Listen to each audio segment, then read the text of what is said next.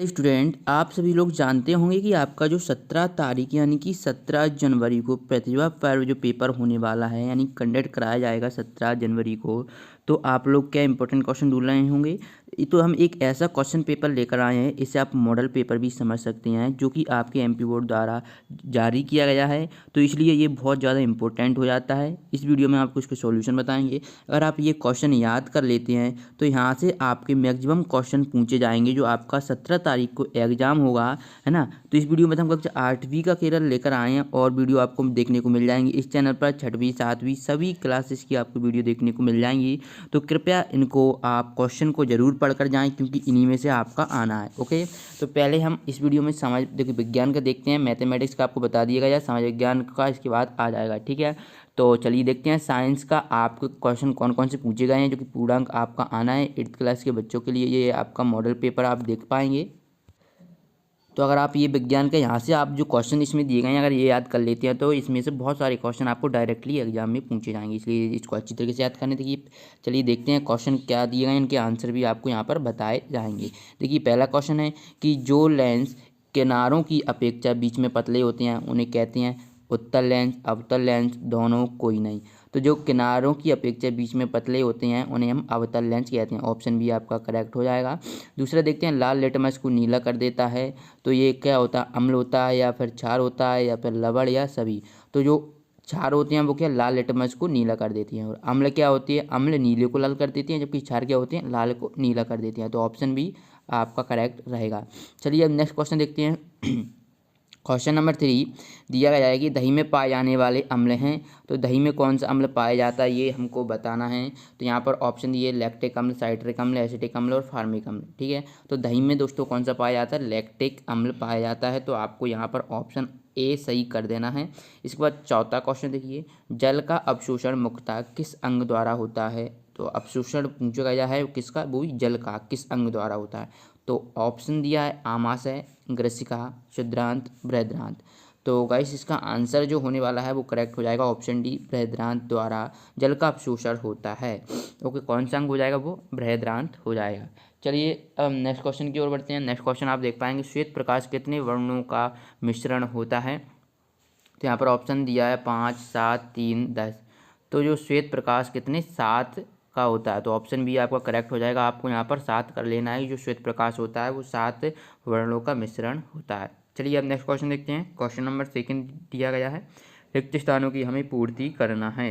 देखिए पादपों में जल का परिवहन द्वारा होता है, तो ये बताना किसके द्वारा होता है।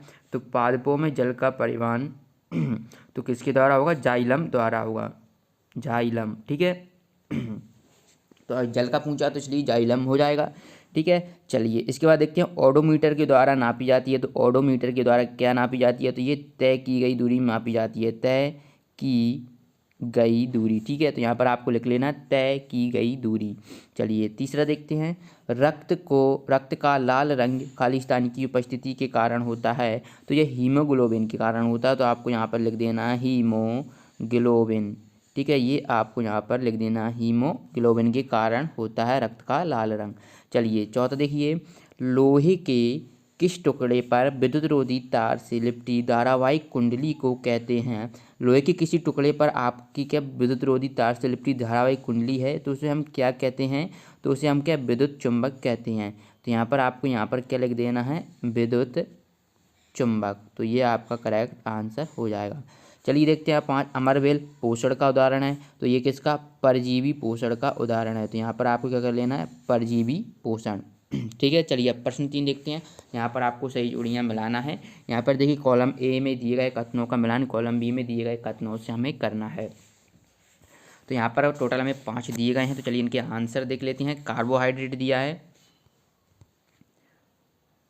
तो जो पहला कार्बोहाइड्रेट है तो देखते हैं कार्बोहाइड्रेट का करेक्ट आंसर हो जाएगा शर्करा। दूसरा देखिए प्रोटीन, तो प्रोटीन होता है क्या होता है, एमिनो अम्ल। तीसरा देखिए वसा, तो वसा दोस्तों क्या हो जाएगा, वसा का हो जाएगा आपका वसा अम्ल एवं ग्लिसरॉल। ओके, चलिए इसके बाद देखते हैं यकृत, तो यकृत में आपको क्या कर लेना है, पित्त रस। और जो लास्ट है अग्नाशय में अग्नाशयी रस। इस प्रकार से आपको ये मिला लेना है, जल्दी से आप इनको देख लीजिएगा, ठीक है। तो ये जो आपका होने वाला है जो 17 जनवरी को पेपर होगा। तो इसके लिए ये आपको याद कर लेना है, यहाँ से आपके बहुत सारे क्वेश्चन डायरेक्टली एग्जाम में पूछे जाएंगे। चलिए नेक्स्ट क्वेश्चन की ओर बढ़ते हैं। प्रश्न 4 देखिए, अति लघु उत्तरीय प्रश्न दिए गए हैं। पहला है कीटभक्षी पौधे किन्हीं दो के नाम हमें बताना है, जो कीटभक्षी पौधे होते हैं। तो यहाँ पर आपको क्या कर लेना है, जो कीटभक्षी पौधे के हम यहाँ पर दो नाम बता देते हैं। तो पहला क्या हो जाएगा, यहाँ पर देखिए पहला आपको लिख लेना है घटपर्णी, ये पहला हो जाएगा। दूसरा हो जाएगा ड्रोसेरा, है ना, ड्रोसेरा। ये दो कीटभक्षी पौधों के नाम हैं।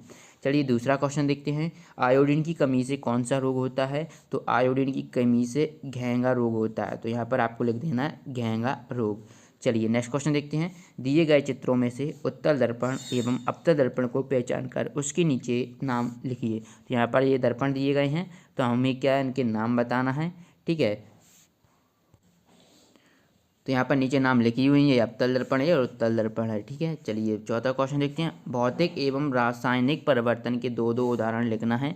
तो भौतिक परिवर्तन के आपको रासायनिक पर दो दो उदाहरण लिखना है। तो भौतिक परिवर्तन में पहला लिखेंगे आप बर्फ का पिघलना, बर्फ का पिघलना। ठीक है, ये भौतिक का भी मैं बता रहा हूँ, बर्फ का पिघलना कर देना है। दूसरा करेंगे आप चीनी का जल में घुलना, दूसरा करेंगे चीनी का जल में घुलना। ठीक है, चीनी का जल में घुलना। चलिए इसके बाद रासायनिक परिवर्तन आपको किस प्रकार लिखना है। फलों का पकना रासायनिक हो जाएगा फलों का पकना, फलों का पकना। और दूसरा हो जाएगा भोजन का पकना या फिर भोजन का पाचन, ये दोनों ही बात हो जाएगी। ठीक है, फलों का पकना और भोजन का पाचन, तो ये आपका हो जाएगा रासायनिक परिवर्तन। ठीक है, चलिए अब हम देखते हैं पांचवा, ठोस पदार्थ में ऊष्मा किस विधि द्वारा स्थानांतरित होती है। जो ठोस पदार्थ होती हैं, जैसे आपने देखा होगा, है ना, तो ठोस पदार्थ में जो ऊष्मा होती है किस विधि द्वारा, तो ये किसी द्वारा चालन विधि द्वारा होती है स्थानांतरित, यानी कि स्थानांतरित मतलब एक स्थान से दूसरे स्थान पर जाती है। तो अब जो नेक्स्ट टॉपिक है समाज विज्ञान का, आपको इस चैनल पर देखने को मिल जाएगा, इसलिए आपको इस चैनल को सब्सक्राइब कर लेना है। साथ ही साथ बेल आइकन के बटन को प्रेस कर लेना है, जैसे हम नेक्स्ट वीडियो अपलोड करें तो उसकी नोटिफिकेशन आपके पास आ जाए। ओके, चलिए वीडियो पसंद आए तो वीडियो को लाइक कर दीजिए और अपने दोस्तों के साथ शेयर कर दीजिए। मिलती है नेक्स्ट वीडियो में, धन्यवाद।